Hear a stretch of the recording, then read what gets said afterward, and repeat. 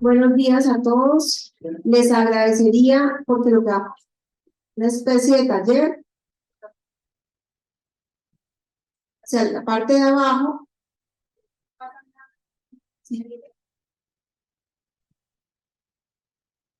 si tienen que salir a tomar el cafecito, yo también soy muy de cafecito, si tenemos que salir a alguna actividad, pero por favor, nos hacemos hacia abajo. Yo sí les agradecería porque es más fácil hacer el contacto. Entonces, no mire para atrás. Hágame el favor. Atrás está más solo. Y además porque nos ayudan para la foto. Es que ustedes saben que si uno no toma la foto, es como la canción, no existe, sino queda el registro. Entonces, yo sí les agradecería que bajáramos, porque también es el espacio que ustedes hagan las preguntas. Yo ya cuadré, no se preocupe, yo ya cuadré con el equipo. Las preguntas se pueden editar, no hay problema.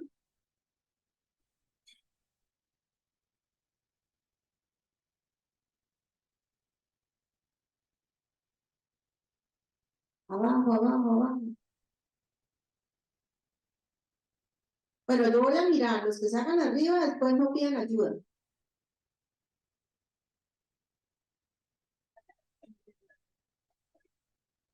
Se les demora una hora más la respuesta de cualquier cosa.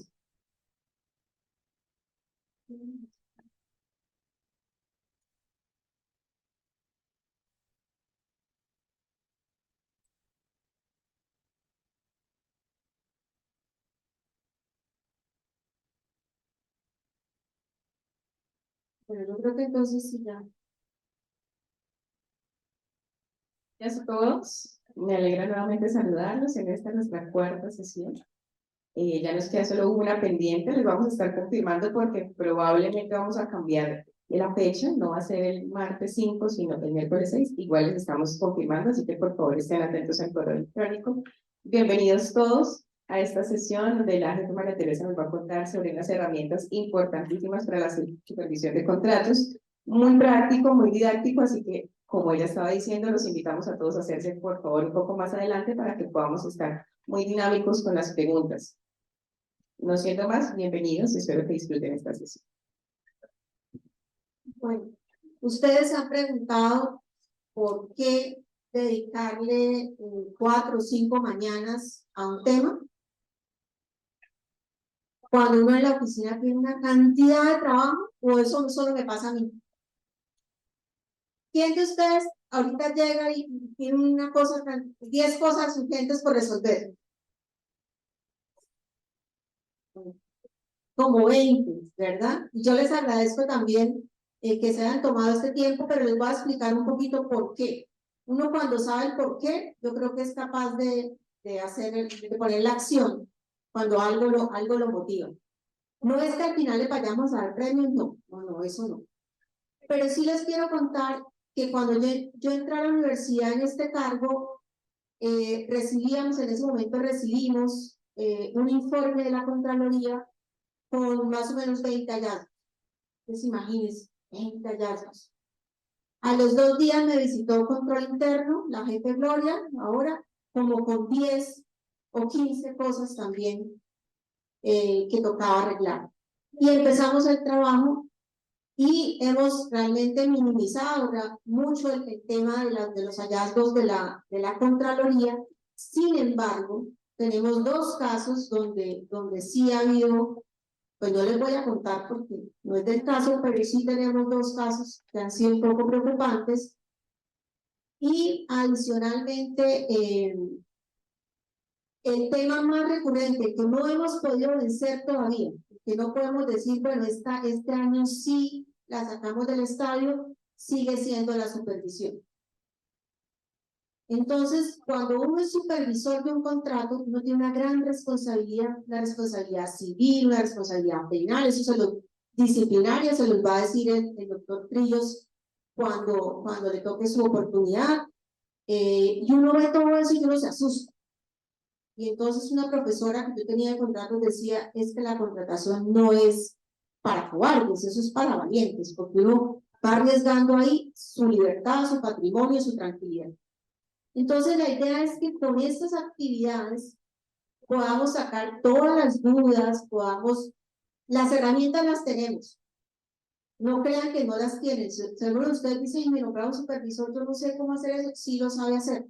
Eso es lo que vamos a ver hoy. Lo que pasa es que no lo sabemos como en todas las relaciones de las cosas que sabemos. Entonces, esa es la razón de por qué nos reunimos acá. Y yo insisto en mi campaña, les agradecería que quienes están atrás nos llenaran todas estas, por lo menos las 3 primeras filas, para que la foto la hagamos cerrada y entonces podamos decir que tuvimos full asistencia. Entonces, no sean tímidos. Bueno, esa es la razón por la cual nos estamos reuniendo hoy, porque no queremos que ninguno de ustedes pase por una situación de una investigación, por tener que dar descargos. Mire, eso estresa lo que ustedes no se imaginan, porque no es tampoco lo que uno hace. Realmente, uno lo que sabe es trabajar, hacer las cosas de la mejor manera como las sabemos hacer acá, pero aún así se pueden presentar situaciones. Entonces, esa es la razón de que nos encontremos acá y ya bueno, tuvimos tiempo suficiente también para que más personas nos acompañaran. En la última sesión que tuvimos, estuvimos acá con Nicolás y alguien manifestó que tenía como esa preocupación que no tenía como las herramientas, que pues no le habían dicho exactamente como con qué se podía ejercer esa supervisión y cambiamos el enfoque que teníamos para la reunión de hoy y todo el equipo, vamos a estar 4 personas en la mañana voy acompañándolos tratando de que las preguntas más frecuentes, dónde buscar información, para que ustedes puedan, sin necesidad también de estar todo el tiempo pues consultando, tengan la posibilidad de tener toda la información a la mano. Por eso cambiamos el nombre, le damos herramientas para una buena supervisión.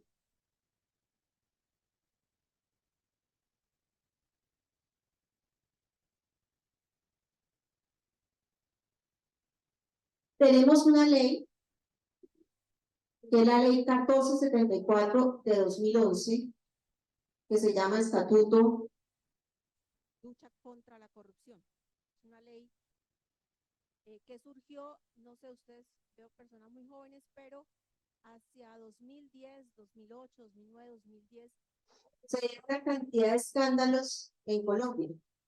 Bueno, desde antes y ahora también, pero en ese momento se hablaba de los mules, se hablaba de la vía más importante de Bogotá embolatada, bueno, se hablaba de muchas situaciones y finalmente se dan cuenta bueno, que era necesario tomar unas decisiones de orden administrativo, de orden fiscal, de orden penal, para tratar de combatir esa corrupción, pero también se dieron cuenta que no había suficiente responsabilidad en los supervisores y en los interventores.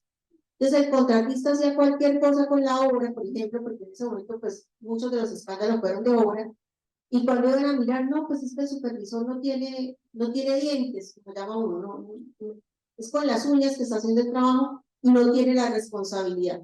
Entonces eso cambió y a partir de esa ley se fortaleció muchísimo la actividad de los supervisores. Si no tuviéramos acá ninguna otra norma, con esa sola ley tendríamos como las herramientas suficientes para poder hacer el trabajo.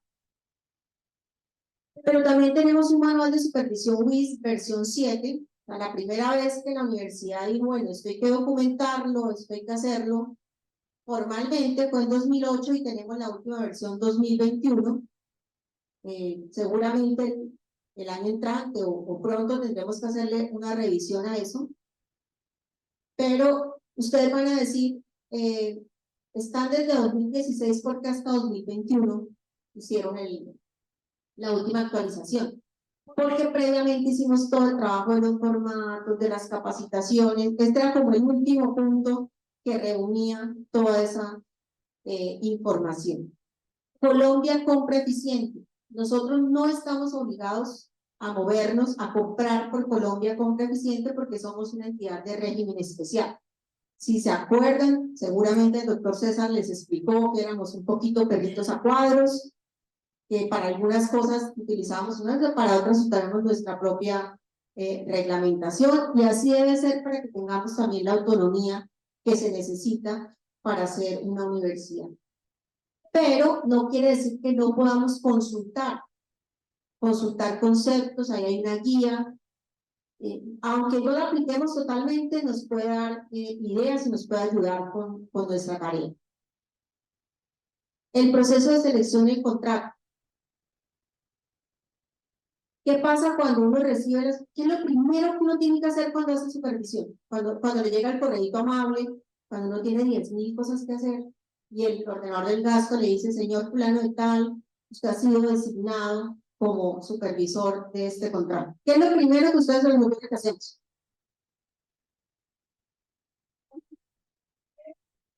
Leer el contrato, yo creo. Es decir, una convocatoria, qué fue lo que le pedimos, que la propuesta.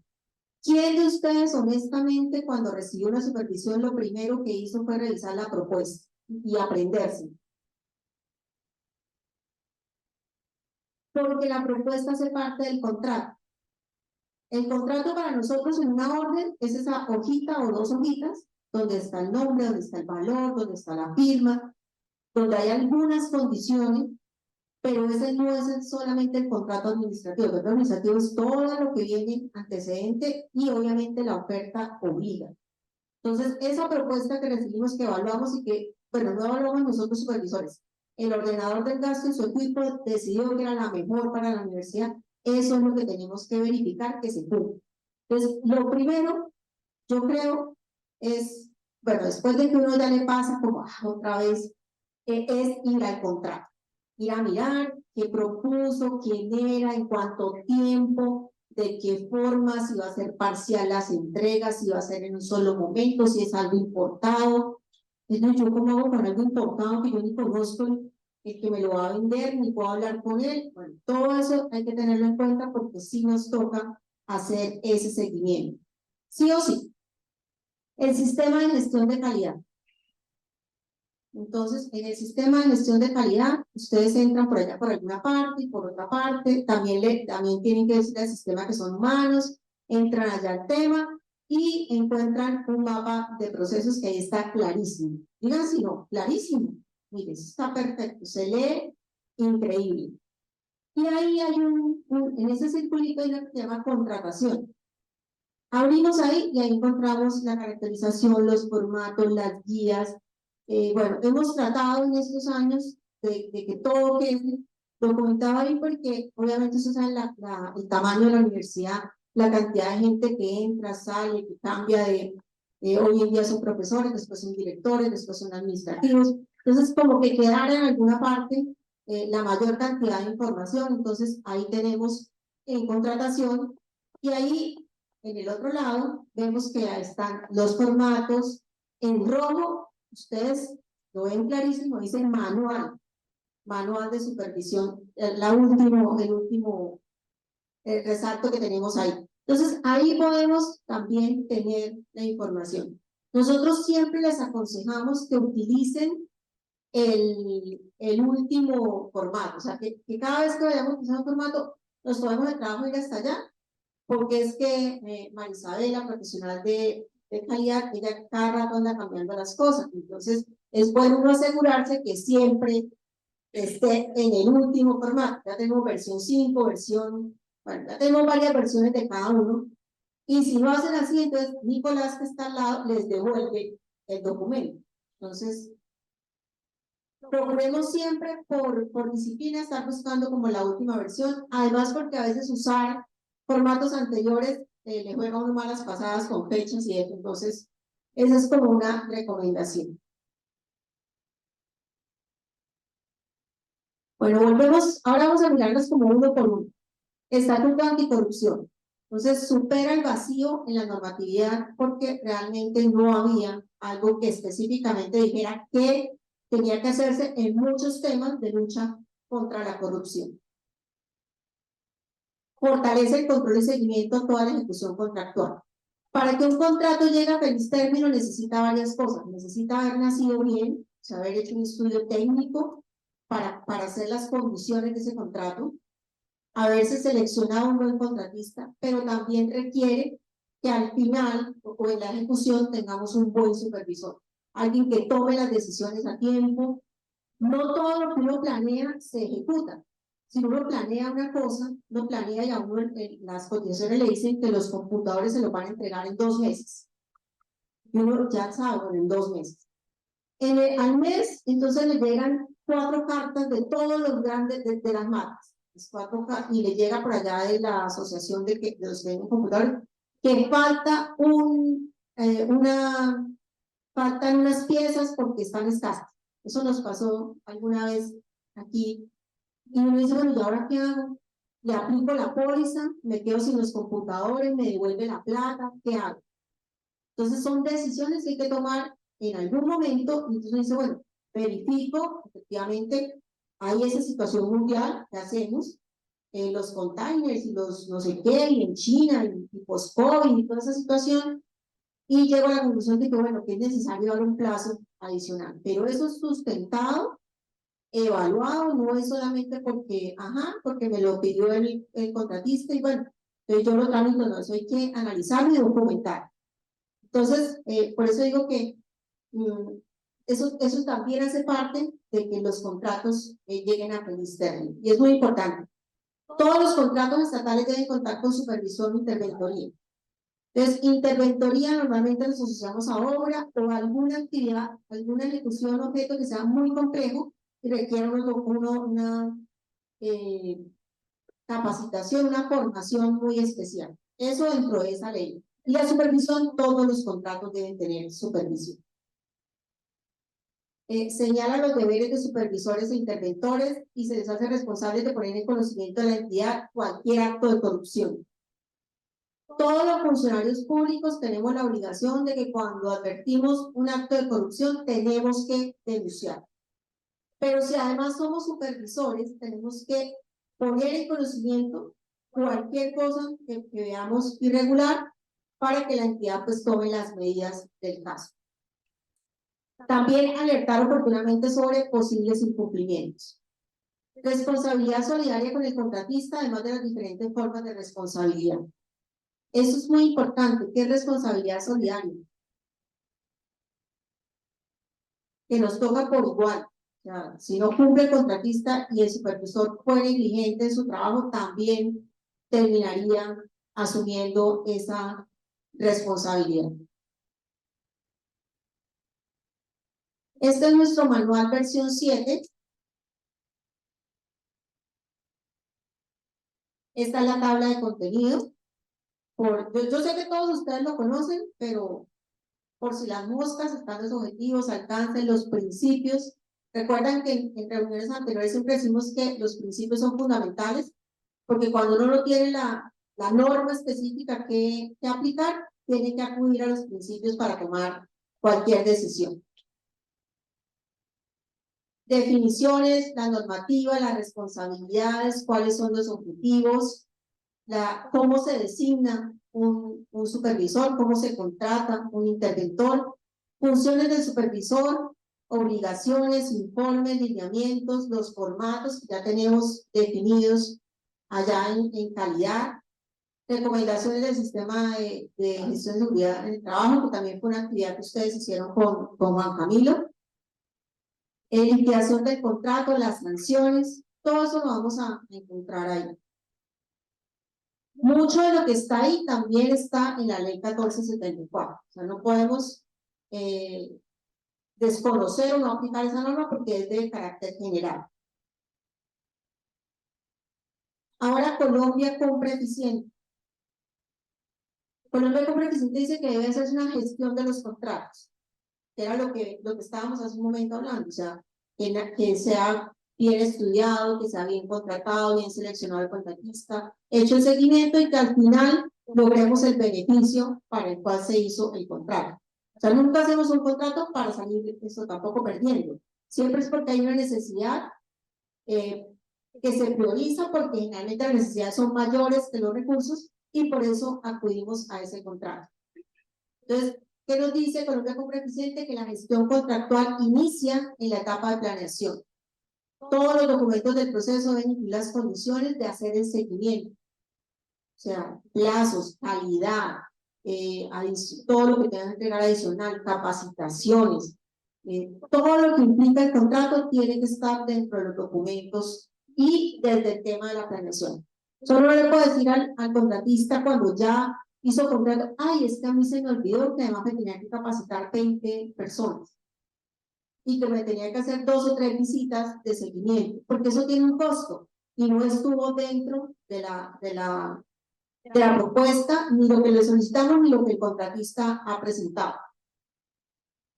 El supervisor gestiona la entrega y el recibo del bien, obra o servicio para asegurarse que se cumpla con la calidad, la oportunidad y las condiciones. La relación con el proveedor o contratista debe ser una relación abierta y constructiva. O sea, no somos enemigos de los contratistas son aliados de nuestro ejercicio. Nos van a suplir una necesidad, pero pues hay que hacerlo de manera concertada. No es, pero yo no sé, en otros lados me han contado que un día antes de que se vence el contrato, hacen la consulta. Ay, es que a mí nunca me contestó el contratista. Es que yo nunca he podido saber si realmente el equipo viene en camino. Eso no nos pasa a nosotros, pero puede pasar en otras entidades. Y la administración de las obligaciones contractuales. ¿Quién puede ser supervisor?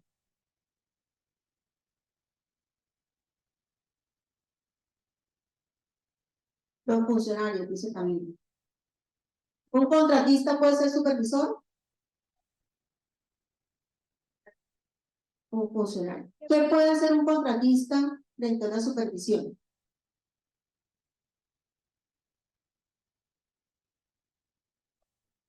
Apoyo a la supervisión. Bueno, uno dice, pero es que a mí cuando me nombraron, a mí no me dijeron que yo iba a ser supervisor. O sea, ¿por qué? O sea, ¿de dónde? Si yo soy profesor, yo lo que tengo es un grupo de investigación, yo lo que tengo es que entregar el ejercicio de lo que yo sé. ¿Por qué me toca ser supervisor? ¿Y dónde decía? A mí no, mire el contrato y cuando me nombraron, a mí no me decían que yo tenía que ser supervisor. Entonces, el departamento administrativo de la función pública dice que está dentro de esas aquellas cositas que le dicen y las demás. Ustedes ven en los manuales de funciones, dice 25 cosas y las demás. Entonces, en las demás podría estar. Entonces dice, es viable a los empleados que les asignen otras funciones diferentes a las de su manual específico, siempre que dentro de los límites de la Constitución y la ley y se ajusten a las del cargo. O sea, obviamente, no vamos a poner a, no sé, a un médico a supervisar allá alguna actividad del edificio de salud, porque obviamente no va a tener la competencia. Eso también tiene que ser importante. No es porque sea solamente porque sea funcionario y ya, lo vamos a lograr, no. Tiene que tener la capacidad, a veces hasta el tiempo. Señores ordenadores del gasto, porque aquí uno hace de todo, ¿no? Unas veces es ordenador, otras veces es supervisor. Tienen que buscar una persona que tenga el tiempo, porque si no, obviamente va a haber un riesgo grande que no lo pueda realizar como debe ser.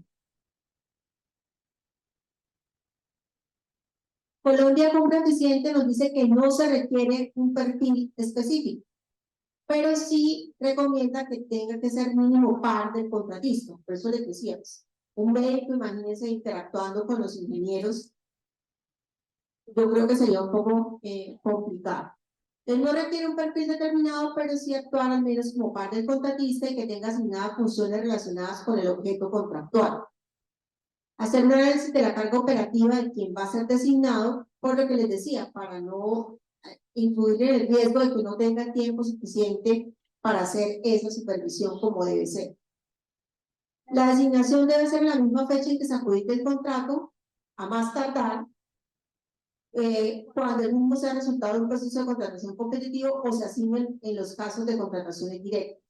La comunicación de la designación siempre debe ser por escrito. Ahí pues también nos cabe en este momento el correo electrónico. Entonces, es muy importante que siempre estemos pendientes de hacer la designación, la comunicación realmente de la designación en ese momento. O sea, a más tardar, el momento en que ya se perfecciona el contrato.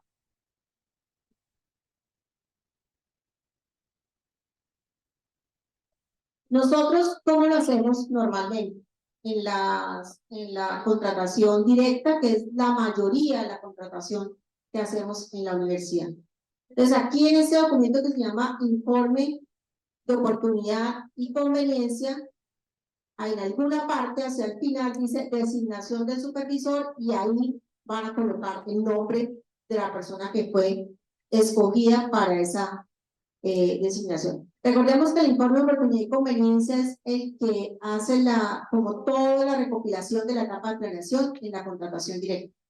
Entonces ahí ya el ordenador del gasto ha definido quién es la persona competente. A veces puede ser de su equipo, a veces puede ser de otra unidad, porque va a primar también el tema del conocimiento. Entonces, es ejercida la supervisión por el funcionario de la universidad que designe el ordenador del gasto cuando no se requiera conocimientos especializados. Hasta ahí, cuando no se requieran conocimientos especializados, estamos acorde a la ley general. Pero lo que está en rojo es lo que ya es una norma interna, que es como la aplicamos, y es cuando el funcionario de la universidad posee los conocimientos necesarios para ejercer la supervisión. Entonces, la universidad tiene la gran ventaja de que aquí hay personas expertas en muchísimas cosas. Entonces, ese experto ya podría hacer la supervisión, aun cuando se requieran esos conocimientos muy especializados.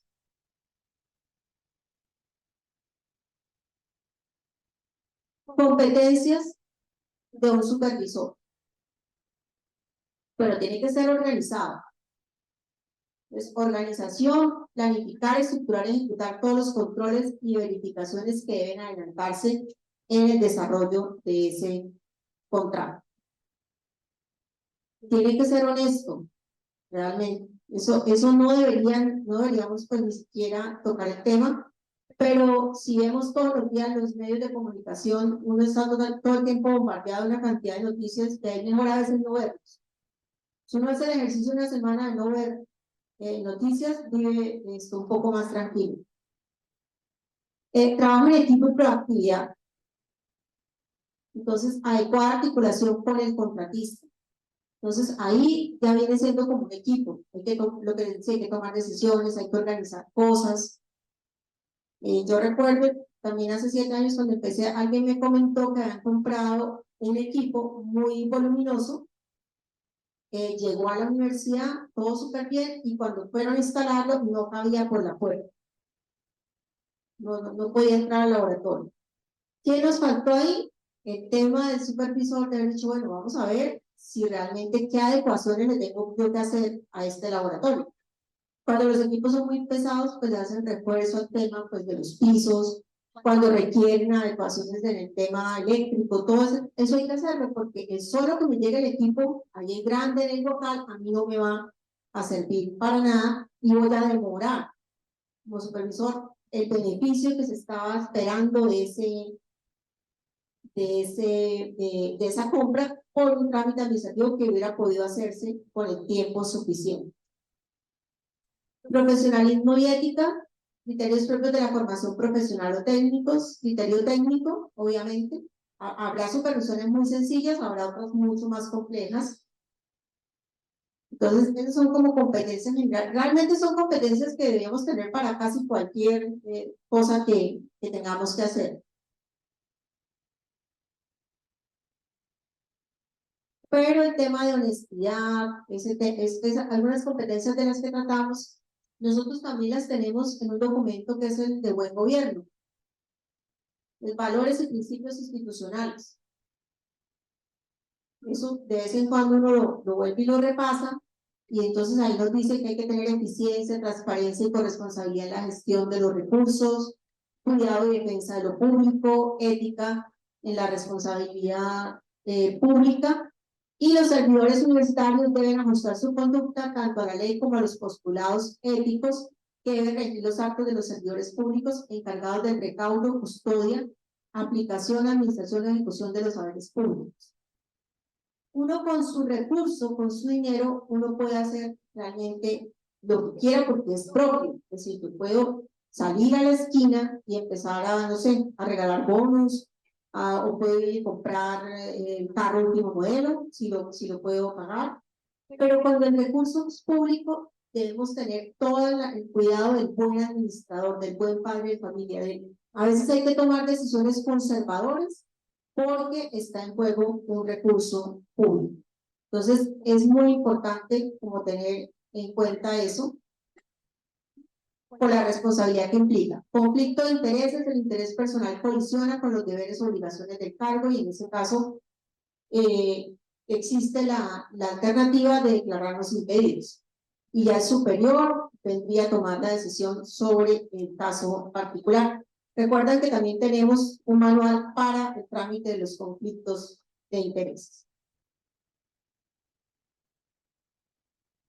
Tenemos una guía de la función pública. Ahí nos dice cuáles son los elementos del conflicto de intereses.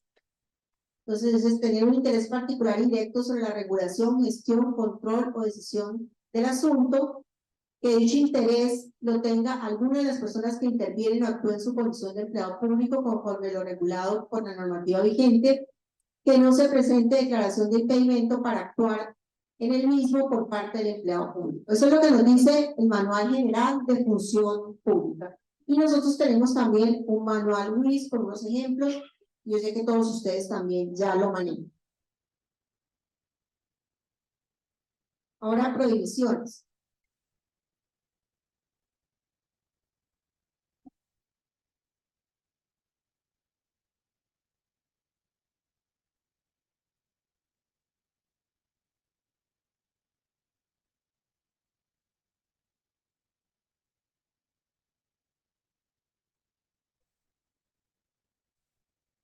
Primero, adoptar decisiones que impliquen modificación del contrato sin el lleno de los requisitos legales pertinentes. Bueno, uno hace la planeación y hace el contrato con unas expectativas. Uno se imagina de su estudio, de su análisis, cómo van a ser las cosas, pero como les decía, en la ejecución del contrato puede pasar algo diferente. A veces es cuestión del contratista, a veces es una cuestión que nadie controla. Entonces, por ejemplo, un paro. En alguna época tuvimos un paro camionero muy fuerte. Entonces, pues, digamos, ¿cómo le exige a una contratista de obra que avance si no le puede llegar el material, por ejemplo? Entonces, es necesario adoptar decisiones. Decisiones como suspender el contrato, como adicionar en tiempo el contrato, que llamamos prórroga, como adicionar en valor. Recién pasó, estamos post pandemia, pero todavía estamos post pandemia, pero recién todo se disparó, todo, cosas que no se conseguían, valores que cambiaron. Entonces, eso fue necesario también en cada caso analizarlo para tomar las decisiones.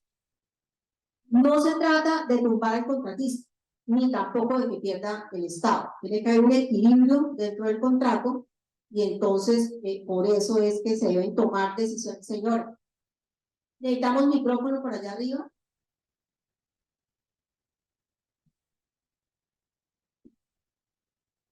Bueno, buenos días. Una pregunta, o entre dos preguntas.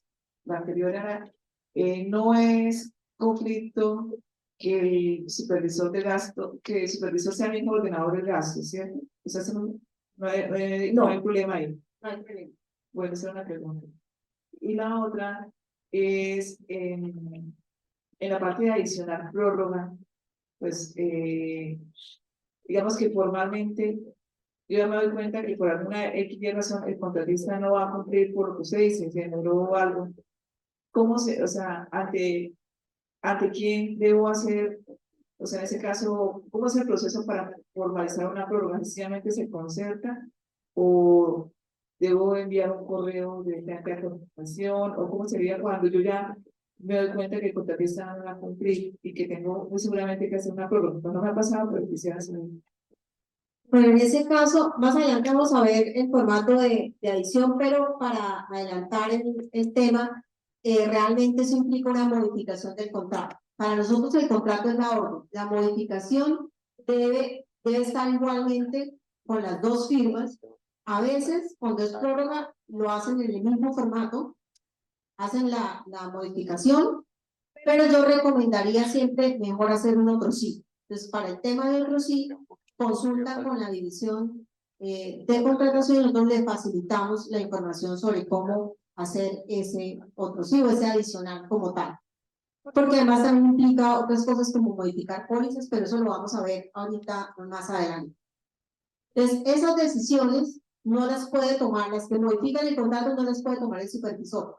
¿Qué puede hacer el supervisor? Documentarlas, consultarlas con el ordenador del gasto, revisar con el contratista las nuevas condiciones y ahí en ese caso hacer la modificación del contrato. Entonces, eso es, y todo súper documentado, porque no son decisiones caprichosas. Hay que dar una justificación de por qué se dan las cosas. Solicitar o recibir directa o indirectamente para sí o para un tercero dádiva, favores o cualquier otra clase de beneficios o prebendas de la entidad contratante o del contratista. Entonces, en ese caso, pues no es necesario que seamos muy, pues como muy delicados como en ese tema, muy precisos, porque a veces el contratista, no sé, contratamos el cambio de la oficina, por decir algo, de los muebles de la oficina. Entonces el contratista le dice, no, pues, señor ordenador del gasto, yo le puedo obsequiar un escritorio para su casa. Oh, nosotros no podemos. Le puedo dar algún otro beneficio. Obviamente, obviamente tampoco pues un tema económico, porque eso ya sería un delito. Pero ningún otro beneficio, y a veces es bueno decirlo porque uno cuando tiene contratistas que son recurrentes, es imposible, somos humanos, uno termina estableciendo relaciones cercanas con las personas. Si es la persona que todas las veces no sé, me hace el mantenimiento de un equipo y me da recomendaciones y va cada mes a hacer ese tema, pues obviamente existen como esas relaciones, entonces hay que mantener como ese tema muy claro.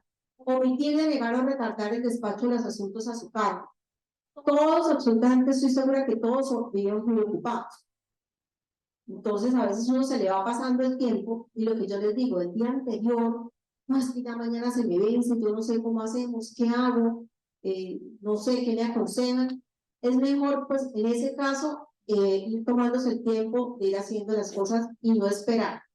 Entonces, de todas maneras, cualquier petición, incluso dentro de los contratos, tiene la condición de derecho de petición.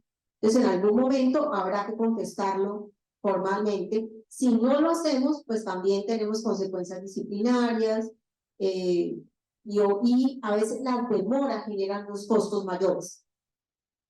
La oportunidad puede ser una forma de realmente de prevenir un costo mayor o un perjuicio mayor. Entrabar las actuaciones de las autoridades sobre el ejercicio de los derechos de los particulares en relación con el contrato. Constituirse en acreedor o deudor de alguna persona interesada directa o indirectamente en el contrato. Permitir indebidamente el acceso de terceros a la información del contrato. Gestionar indebidamente a título personal asuntos relativos con el contrato. No, que el contratista tiene que actualizar una licencia.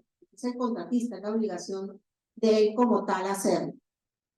Exigir al contratista renuncias a cambio de modificaciones o adiciones al contrato. No, pues yo me demoré en tomar una decisión, eso costó $1.000.000 de pesos más, yo le hago el adicional, pero usted no me cobra $1.000.000 de pesos. Eso tampoco lo podemos hacer. Estamos en sede de liquidación del contrato, no me cobre interés, no me haga ninguna reclamación para poder liquidar, porque es un derecho del contratista hacer esas reclamaciones. Exonerar al contratista de cualquiera de sus obligaciones, que implicaba, no sé, hacer 10 mantenimientos o hacer una capacitación y bueno, no, ya, dejémoslo así, no. Cada obligación hay que documentarla. Una de las cosas que la Contraloría más nos recalca todo el tiempo es la prueba de la supervisión. En alguna época hacíamos el informe de supervisión y analizábamos la factura y la conclusión era se daba de pago a la factura número tal, de fecha tal. Y no estaban anexos los documentos. Entonces, si es un equipo, tomarle fotos desde que llega, cómo se instala, al día de la capacitación, tomar asistencias, cada vez que van a hacer un mantenimiento, documentarlo. Todo eso tiene que ser parte de ese informe de supervisión. Porque ahora, en algún momento lo vamos a tocar un poquito más adelante, ahora también la Contraloría nos hace el seguimiento en línea. Entonces, no es que no, eran 20 hojas y no me cabían, no pesaba mucho, no lo pude hacer, hay que documentarlo de alguna manera y que quede súper claro. Entonces, eso es algo que sí es una recomendación. Si es lo único que nos llevamos de la reunión de hoy, ya eso va a ser una absoluta ganancia el tiempo que le estamos invirtiendo a eso. Y autorizar la ejecución del contrato por fuera del plazo. Entonces, eso es muy importante porque no es que tenía que entregarlo esa semana, pero yo se lo llevo la semana entrante y le envío al técnico a que haga la instalación. Y si llega a pasar algo, si al técnico le pasa algo y entonces queda en evidencia que no se recibió eso en tiempo, ¿cómo queda también para nosotros el tema de la responsabilidad?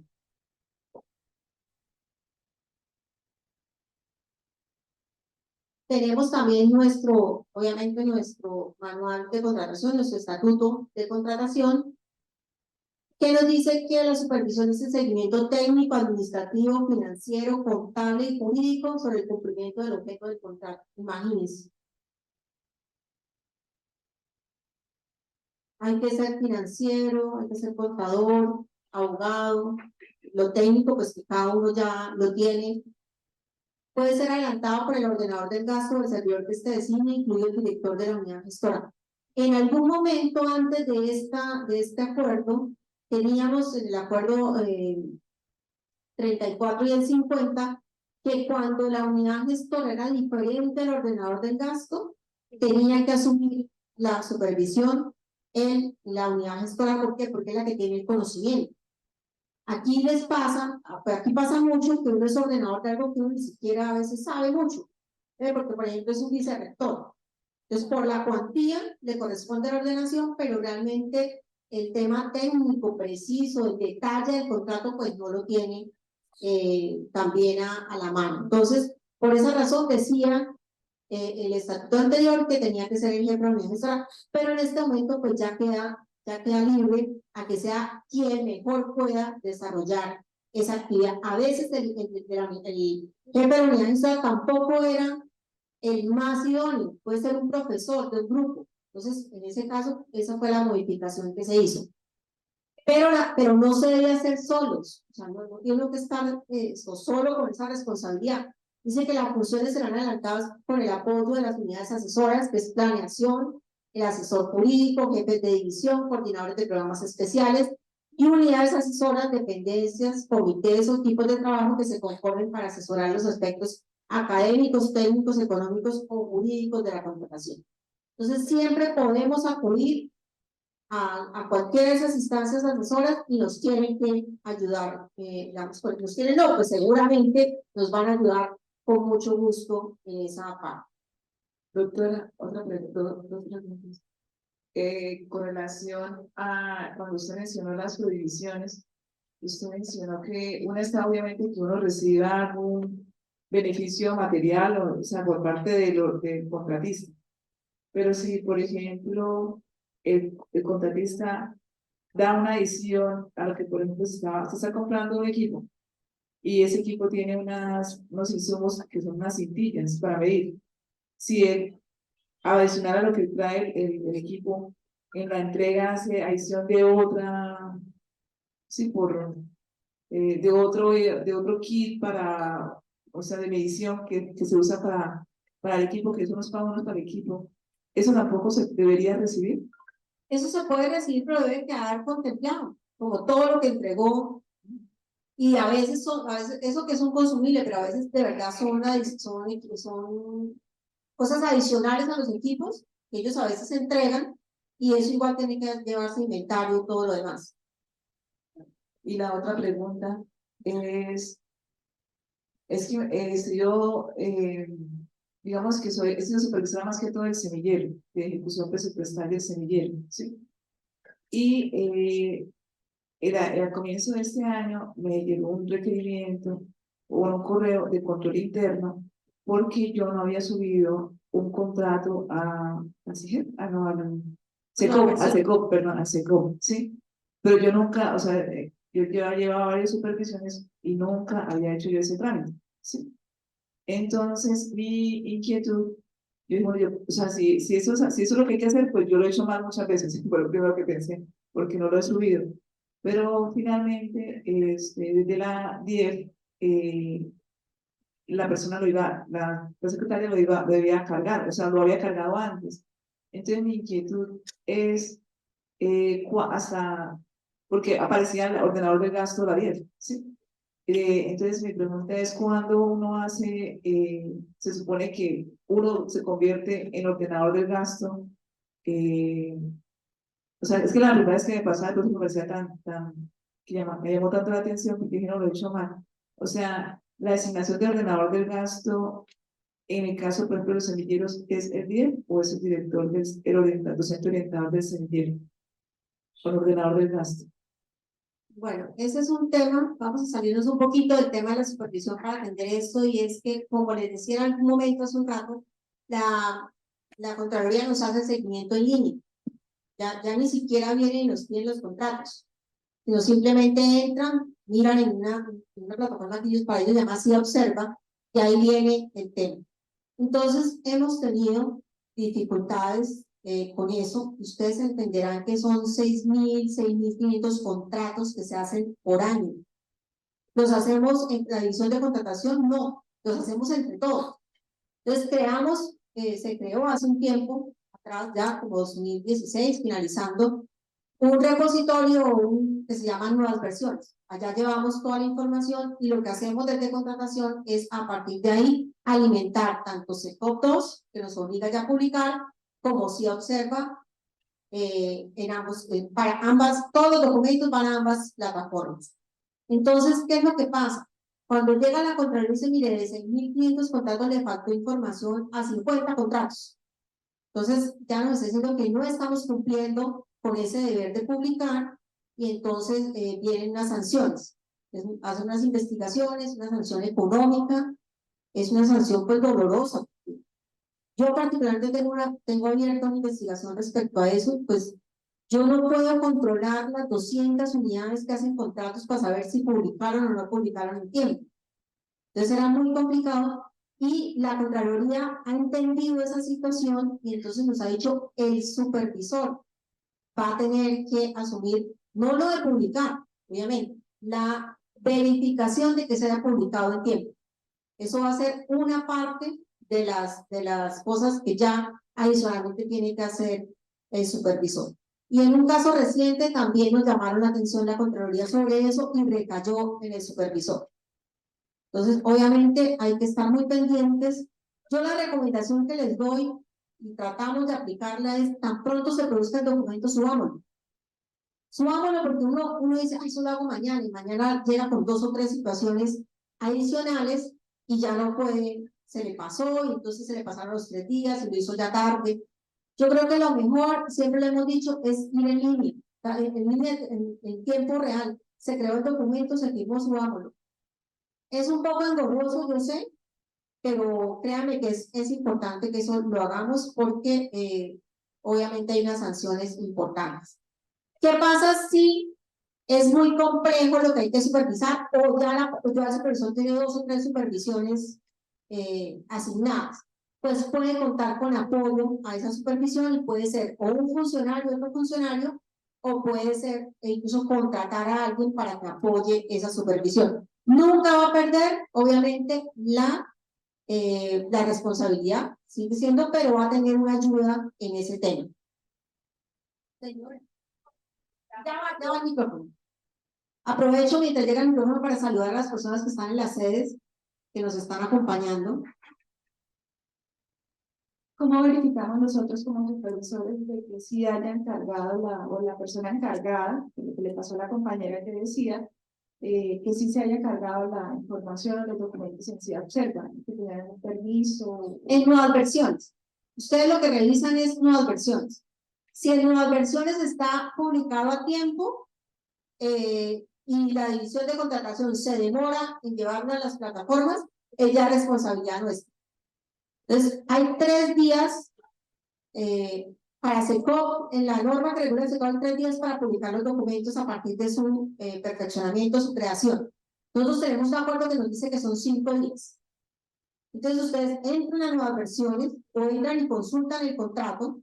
Si quieren, ahorita es posible que hagamos un ejercicio de consultar el contrato y ustedes van a mirar en una columna que queda a derecha de la pantalla la fecha en que fue publicado. Entonces el documento lo firmamos hoy. ¿Cuándo está? 3 días. Entonces yo tengo que mirar, bueno, hoy miro mañana el contrato, pasado mañana en qué momento quedó subido ese contrato a nuevas versiones. Esa a partir de ahí es que nosotros trabajamos intensamente, les cuento. Eso es, imagínense recoger toda la información y pasarla, prácticamente son 2 trámites por cada documento. Bueno, cada apoyo se debe realizar de forma individual con respecto al contrato supervisado y debe reposar también en el expediente. Entonces, si el apoyo a la supervisión hizo un informe, a partir de ahí se nutre el informe de supervisión, eso también tiene que estar ahí adjunto dentro del contrato, dentro de la documentación del contrato. Pasa mucho, ¿quiénes de ustedes se van en diciembre a vacaciones?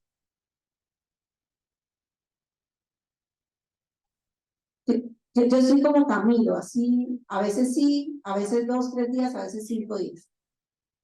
Cuando se van a vacaciones y en esos contratos que no se alcanzaron a terminar en ese momento, tienen que buscarle un superior. Entonces, generalmente son los vicerrectores. Hay que ir a decirle, hay que dejar un informe de lo que alcanzó a hacer el supervisor, que ese nuevo supervisor haga ese tema, o también podemos pasarlo para el año entrante como reserva, que también es una opción, pero una incapacidad del supervisor, o se nombra a alguien que lo reemplace, y en ese caso el supervisor que deja el cargo tiene que hacer un informe, un acta conjunta con el nuevo supervisor, o el superior asume esa supervisión por ese tiempo. Pero siempre hay que hacer los cortes. ¿Hasta qué momento supervisó un funcionario y en qué épocas otro funcionario para que eso quede documentado en el contrato? De la recomendación es suscribir un acta si se puede. Si no, pues un informe, entregarle un informe a quien asume las funciones como nuevo supervisor. Y eso opera pues también para el caso pues, de renuncias o de ausencias. ¿Qué hacemos como supervisores? Los verbos rectores, controlar, son los objetivos, controlar, solicitar, exigir, colaborar, eso es importante, porque no es solamente exigir, ni atormentar al contratista, ni abandonarlo tampoco, allá que haga lo que pueda, colaborar, absorber, prevenir. Todos esos son objetivos de la supervisión. Y las funciones. ¿Recuerdan hace un momento atrás que hablábamos de que eran administrativas, técnicas, financieras y legales? Vamos a empezar a verlas y entonces ahora sí va a empezar lo que prometimos, que vamos a ir como formato en formato, porque ya, no sé, son ya casi 1 hora y seguimos solo en teoría. Entonces, a esta hora es un poco complicado. Administrativas, cumplimiento de las diligencias propias del contrato. Técnicas, control y seguimiento del objeto contractual, cumplimiento de las normas técnicas, especificaciones previstas, los programas y presupuestos correspondientes. Financiera, seguimiento y control de las actuaciones del contratista de orden financiero, contable y presupuestal. Esa parte creo que la vieron con el ingeniero Luis Eugenio. Legales, cumplimiento de la normatividad general y particular contractual vigente.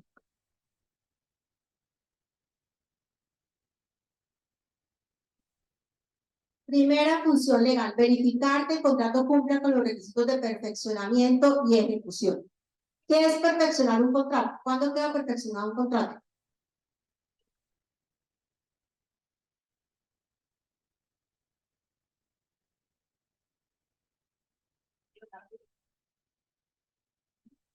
¿Cuándo queda firmado el contrato? Ahí lo perfeccionamos. Sabemos que no siempre lo firmamos, a veces es un correo donde aceptan la ejecución del contrato. Entonces, cuando ya tenemos la firma del ordenador del gasto y la aceptación o la firma del contratista, ahí ya tenemos perfeccionado un contrato. Y es importante porque una vez perfeccionado, nació ese contrato a la vía jurídica y si no lo podemos ejecutar por algún motivo, que también a veces nos pasa, ya a partir de que queda firmado hay que liquidarlo sin ejecución. Ya lo firmamos, lo subimos a una persona y después, ay no, es que yo no puedo porque me salió un trabajo en otra parte mejor. Ah, bueno, entonces anulémoslo, no se puede. O sea, ya firmado nació y la forma de pues, liberar ese recurso, porque no lo vamos a ejecutar, es a través de una liquidación sin ejecución de ese contrato. Pero, bueno, eso era la ejecución y digo, el perfeccionamiento. ¿Y cuándo tenemos los requisitos de ejecución?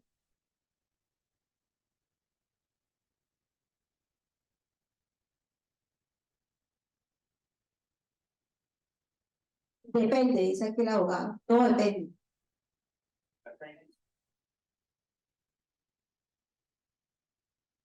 ¿Qué requisitos tenemos para hacer acta de inicio? La póliza que esté aprobada. Normalmente se requieren dos cosas para poder ejecutar: registro presupuestal y la póliza. Pues que el registro presupuestal para nosotros es automático. O sea, el sistema nos lo asigna de una vez. O sea, tan pronto tenemos la orden, pues ya tenemos ahí ese registro presupuestal. Y la póliza. Entonces, ustedes son expertos en póliza porque estuvimos aquí toda una mañana trabajando con ese tema de pólizas, entonces no es necesario hacer algo adicional a ese tema. Ahora sí suscribimos el acta de inicio. El acta de inicio la tenemos que hacer siempre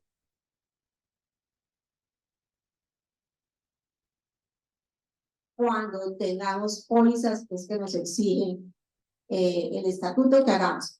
El hecho de que diga que no es obligatorio no quiere decir que esté prohibido. O sea, si ustedes en algún momento consideran que el acta de inicio es importante, por ejemplo, en este momento de que estamos en una ley de garantías internas, si yo hice un contrato antes de que iniciara la etapa de restricción, pero va a iniciar la ejecución hoy, pues yo también podría hacerle, si quiero, un acta de inicio o dependiendo si no tiene póliza y yo no tengo mucho tiempo, pues también la puedo omitir. Pero el hecho de que no sea obligatoria no quiere decir que esté prohibido.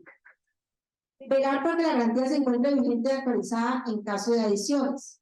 Eso es importante. Hacemos modificaciones, suspensiones, reinicios y las pólizas siempre tienen que estar vigentes porque obviamente es el respaldo para la entidad y al final incluso en la liquidación podemos hacer ya con el acta de recibo la última actualización para que nos queden los 4 meses, los 3 años, todos esos tiempos vigentes una vez ya finalizado ese contrato.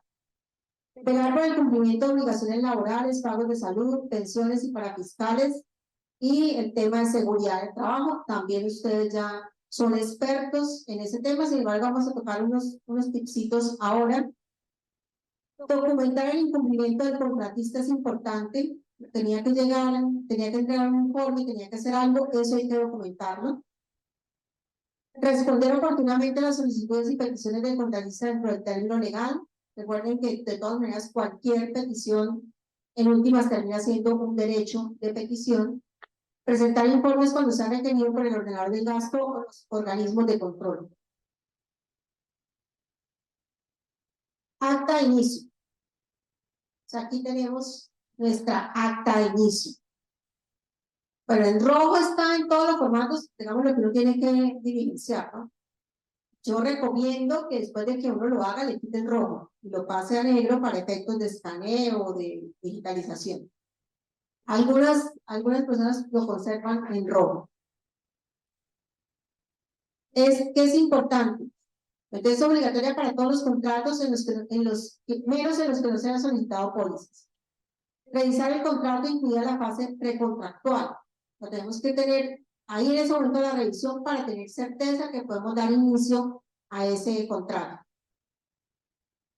Revisar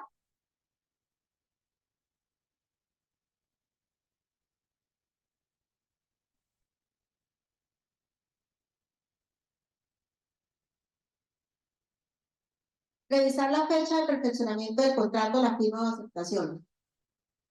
¿Qué pasa a veces? Los contratistas que habitualmente toman pólizas ya tienen sus corredores, ya tienen sus empresas o la aseguradora que les expide la póliza súper rápido. Entonces ustedes les envían la orden. Allá la persona muy juiciosa, porque ese es su trabajo, de ahí seguramente le pagan de esa ejecución, va y le manda a la aseguradora, les pide la póliza el mismo día. Entonces el contrato es de hoy, lo echamos hoy le sale la fecha de expedición de la póliza, que la persona ya en la empresa recibe eso, se lo pasa al jefe o al que tiene que firmar, para que o desde su correo o con su firma, y nos ha pasado, entonces queda la firma de mañana. Entonces queda todo, hoy hacen todo el trámite, porque con el solo documento firmado por nosotros, las aseguradoras les expiden la póliza y firma o hace la aceptación al día siguiente, y con esa aceptación envía los documentos. Y entonces el acta de inicio toma la fecha de expedición de la póliza y entonces queda fecha de inicio antes de haberse firmado el contrato. Y eso, me da pena un poco decirlo, eso pasa con mucha frecuencia, con más de la que nosotros realmente quisiéramos. Por esa razón, porque no nos fijamos efectivamente en qué momento fue la firma del documento o la aceptación, ese correo donde nos están diciendo que aceptaron la ejecución de ese contrato. Entonces son bobadas en últimas de fechas, pero nos pueden dar en algún momento una explicación, pero ¿cómo así? Entonces el contrato fue firmado después de esto. Entonces, para eso es mejor pues tener en cuenta esas fechas. La póliza debe estar expedida para entidades estatales e incluir los datos del contrato, las partes y las coberturas. La fecha en que se toma en cuenta es la de la expedición. También sucede que enviamos el contrato para póliza 2 o 3 días después de firmar. Firmamos la minuta, hay 3 días para presentar, 5 días, depende del proceso para presentar la póliza. Al día siguiente envían a la aseguradora. Si es un proceso muy grande, la aseguradora se les pide información adicional antes de expedirle la póliza, y la póliza termina siendo expedida 3 días después de la fecha en que firmamos el contrato. Pero hay aseguradoras que la cobertura como tal sí la toman desde el día de la fecha de la firma del contrato. Entonces, cada póliza van a encontrar al inicio una fecha de expedición, y dentro del texto, dentro del cuerpo de la póliza, donde están las coberturas de cumplimiento, de anticipo, ahí sí a veces colocan la fecha de la firma del contrato. ¿Eso qué quiere decir? Que al final nos va a tocar esos 3 días reponerlos en la última o en alguna de las actualizaciones de póliza. Pero entonces, ¿cuál fecha tomamos para el acta de inicio? La fecha de expedición de la póliza. Eso, teníamos más dificultades con eso, ya ha mejorado bastante, pero de vez en cuando, a veces todavía nos pasa. Aquí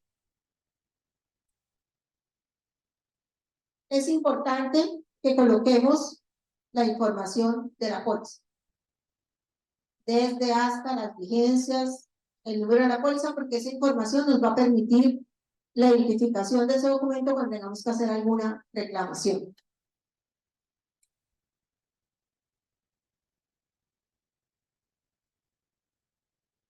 Ahora el tema de seguridad social. Yo voy a invitar ahora a Nicolás, que es nuestro abogado.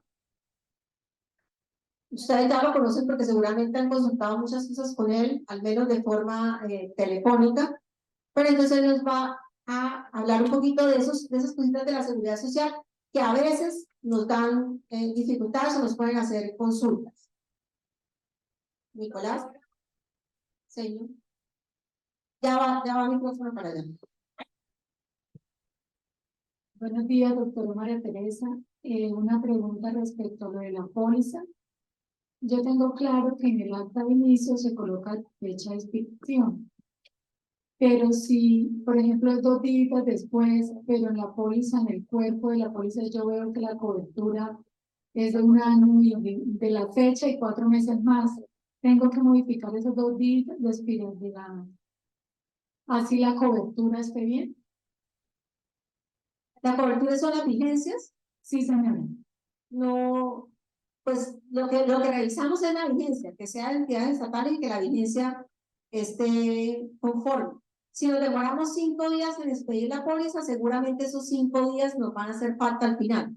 Pero es que lo que usted dijo, hay aseguradoras que la cobertura, o sea, las vigencias sí están bien, a Sí. pesar de que la expiración se hizo 3 días después. Pero están bien a partir de qué momento, porque si De yo la tomo, fecha del contrato, o sea, por ejemplo, del 4 de abril al 15 de diciembre y 4 meses más, o sea, en el cuerpo de la póliza uno ve que se cumple la vigencia y 4 meses más, pero Sí. la expiraron 2 días después, o sea, la generaron. la general, por eso, en ese caso sí nos toca hacer, porque esos 3 días que ya estaban en la vigencia no tienen efecto porque no inició el contrato. O sea, yo necesito que me cubra el tiempo de ejecución del contrato y el tiempo adicional. A veces por 3 o 4 días o 2 días, al final nos toca pedirle al contratista que haga la Así el actualización. contrato, porque la fecha de finalización no la modifico, o sea, 15 de diciembre. Así no modifique. Pero si es que usted le hace acta de inicio, le tiene que modificar la fecha. Porque si la hizo 3 días después, no puede, eso sería restarle al contratista 3 días de ejecución. ¿Y en qué momento hago ese ajuste de los 2 días? ¿Los puedo hacer durante? Sí, eso ni siquiera tiene costo.